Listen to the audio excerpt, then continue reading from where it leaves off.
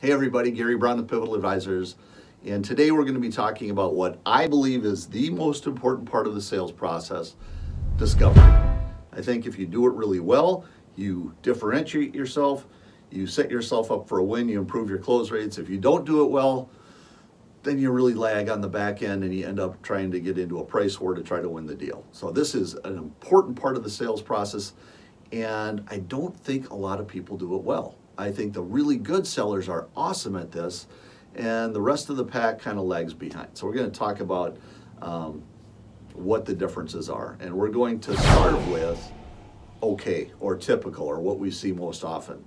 And when we see that most often, we have salespeople that we try to find their pains or their issues or their challenges. That's one.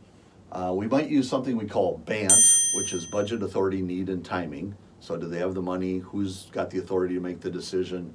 What is the specific needs that you have? And what is the timing of when you're going to make your decision? I like that as a framework. I don't think it's complete enough. And then often we only get to one decision maker. That happens quite often. And there's other people who have to, input as to what that decision is going to be. That's typical. That happens a lot. That's what most of your sales team is doing. And I don't think it's enough. So here's what really separates the great sellers from what I just showed you. Number one, let's start with where we left off.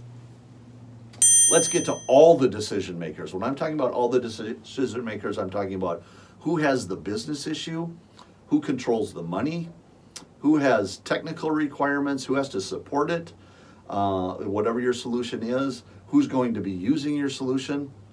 All of these people have an opinion on what they want, what they need, what their real issues are, what are they trying to do with the solution, what benefits are they trying to get from it.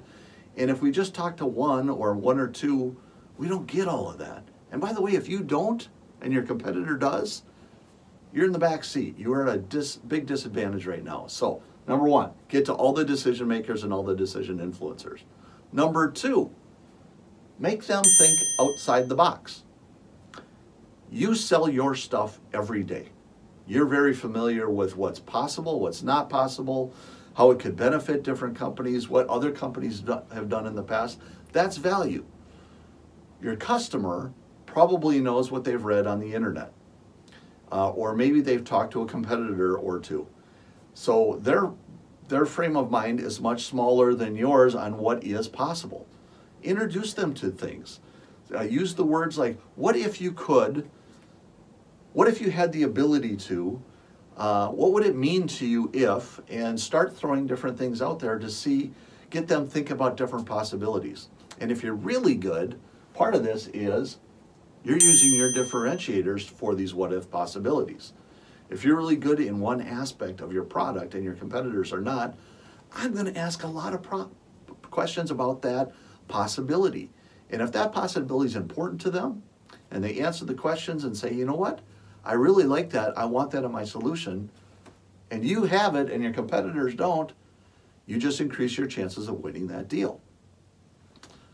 Next, relate it to their business issues or impact. It's not about the feature on your product. It's not about how fast it is or what it does. It's about what business problem it solves. And when I think about business problems, is it going to make them more money somehow?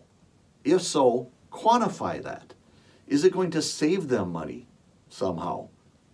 Okay, quantify that.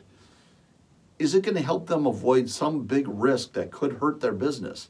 Understand what that risk is, what the probability of that risk is, and how much it would cost them if that thing happened to them.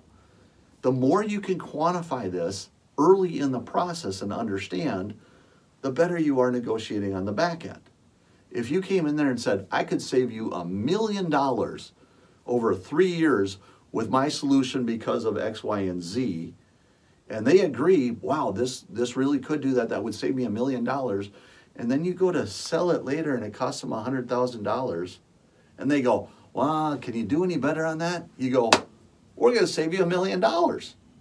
And the conversation becomes much easier. It becomes easier to close at the end. So again, we want to make them related to whatever business issue you have. Go find whatever their business strategy is. Ask questions around that. See if your solution helps them achieve their business strategy. That's another great one. So this is your biggest opportunity to improve close rates. If you get out there and you make them think outside the box, you have them look at your differentiators, they like your differentiators, we're getting to all the right people, I guarantee you that your close rate will go up. Takes practice, take some time, and good questions would be, and start trying some new things in your discovery. If you need help in getting better at what your discovery is, please call us. We'd love to talk about this kind of stuff. Go to our website at pivotaldvisors.com. Send us an email at info@pivotaldvisors.com. We would love to talk to you about this. We'd love to help you sell more.